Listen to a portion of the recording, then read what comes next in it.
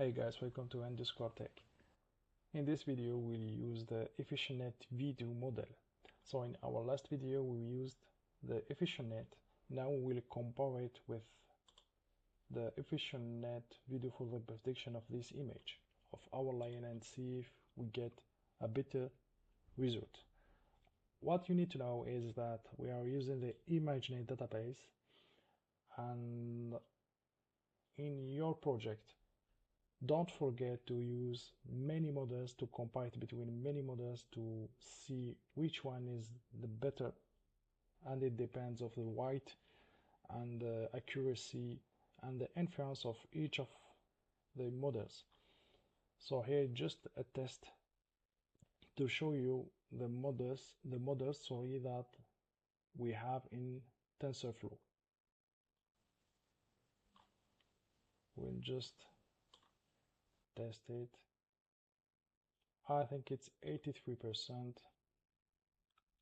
Just prepare the copy paste. As you can see, the result is a good one, better than Mobile Night V2 and V3. So now I will just copy paste it here. Sorry, what I will do, I will change here to load my version 2. We have the same sizing.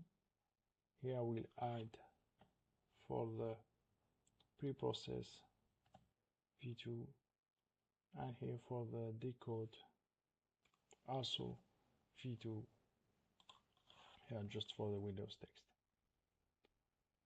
Here we will test and see if we get a better result. Let's see what we have, and we are at 8938. So this one is a good one. Yeah, we are near the 90%. So the EfficientNetV2 is better than the 3-4 models that we used before to detect just this image. Okay, so that's what you need to know.